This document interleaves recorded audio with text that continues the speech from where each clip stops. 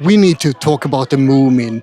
I've come to understand that some people think that these are big white hippos, and some people think that they're from Japan, but that's of course not true at all.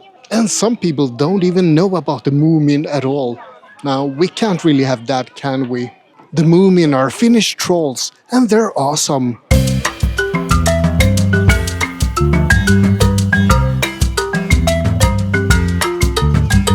The Moomin were created by author and illustrator Tove Jansson in 1945. The very first Moomin book was called Småtrollen och den stora översvämningen in Swedish, The Little Trolls and the Great Flood. They weren't called Moomin yet in the title, because the publisher thought that no one would buy a book with a strange name Moomin in the title. Well, little did they know that Moomin would become an international sensation with comics, books, games and TV series.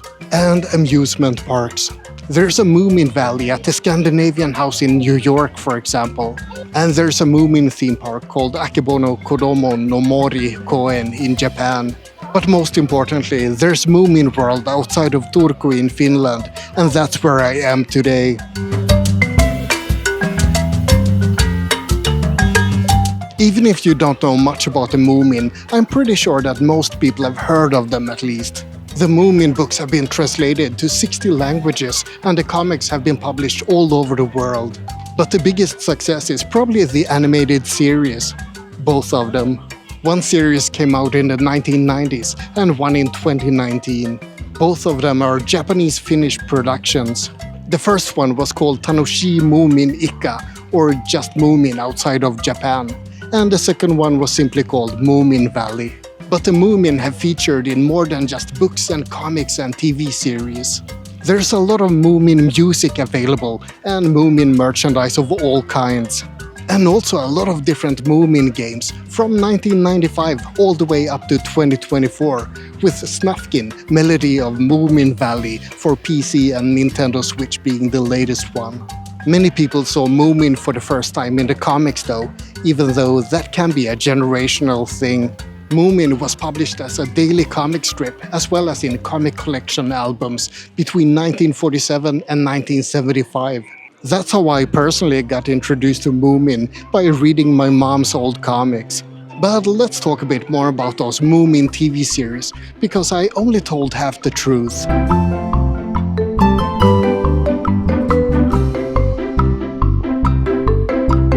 I said that there's been 2 Moomin TV series, but that's actually not true. There's been dozens of them. In 1959 there was a German version called Die Moominfamilie. And in 1969 the first Japanese Moomin series came out, but Tove Jansson, the author, never approved of it, so it didn't get published outside of Japan. Apparently that series had cars and violence and drunk Moomin. I'm not saying that that's a better version of Moomin, but I'm not saying that it isn't. Tove Jansson did approve Shin Moomin in 1972 though, which was a bit more faithful to her stories. And then there were different animated puppetry series from Poland in 1978.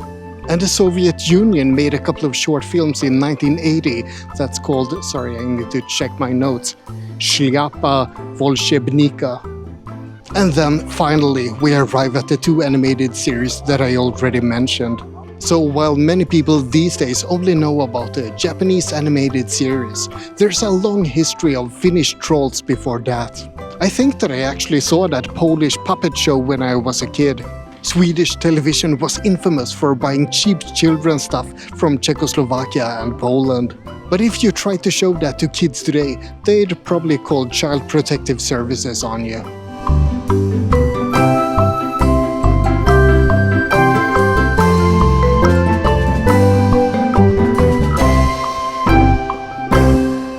So what can you see at Moomin World? Well, if you're interested in the Moomin Valley, there's a lot to discover. You can check out the iconic blue Moomin house, for example, and see how the Moomin family lives. Except for the Moomintroll, who has his own blue house next to the bigger Moomin house. There's also Snork Maiden's beauty salon and Mrs Fillyfjonk's house. It feels really weird to say these names in English, by the way. It's supposed to be Snorkfröken and Fillyfjonkan, but I guess that it's close enough at least. Mrs Fillyfjonk is of course a cleaning fanatic, so she's the polar opposite of me. I like this theme park. They're putting kids to work with household chores. You can also see Sniff's house. Sniff isn't a Moomin, but he's Moomintroll's adopted brother, and he's also quite a weird little scaredy cat. If you want to see something more weird, you can also check out the Hattifattener's cave. Hattifatteners are small white ghost-like creatures that don't talk, and they have an affinity for electricity.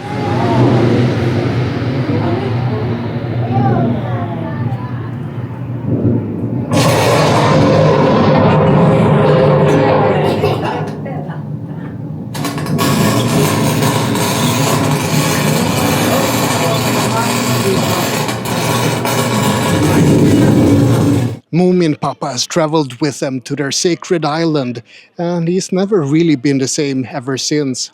Some speculate that Moominpappa's travel is a metaphor for a life crisis, and that his relationship with the Hattifatteners is symbolic for male inner angst. The Moomins are just cute cartoon characters on the surface, but there's a lot of depth to these creatures. And maybe that's why they've become so beloved.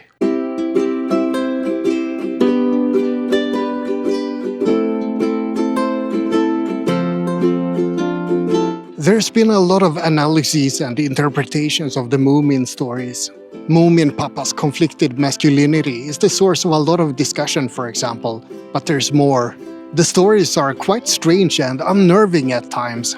You can sense the shadow of looming disaster in the stories, but you can also take comfort in how the Moomin characters handle each crisis.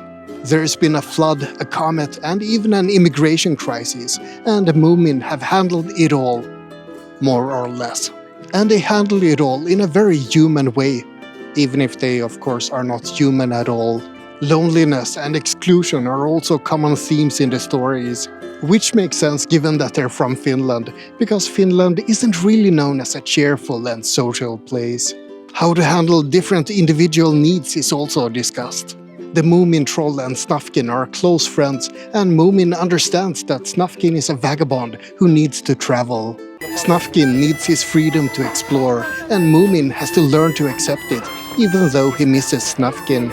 And the complex relationship between Moominpappa and Moominmamma also illustrates how loneliness can exist between people who are really close. In short, there's more to the creatures of Moomin Valley than you would expect from silly cartoon characters.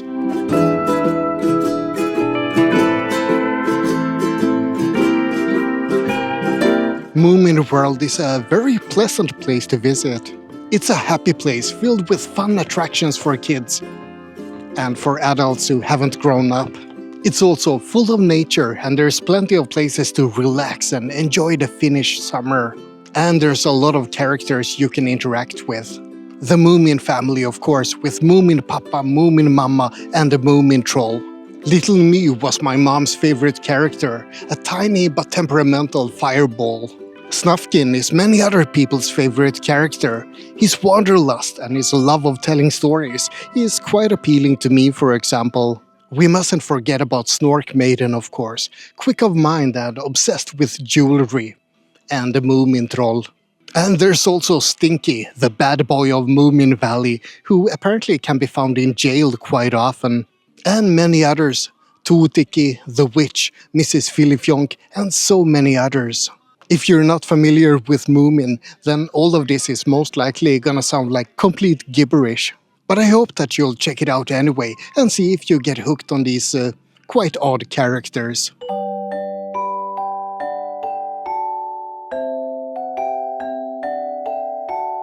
If you want to visit Moomin World, there are several ways to get here. Moomin World lies in Naantali, 16 kilometers from Turku and 180 kilometers from Helsinki, so it's possible to come here as a day trip from either town.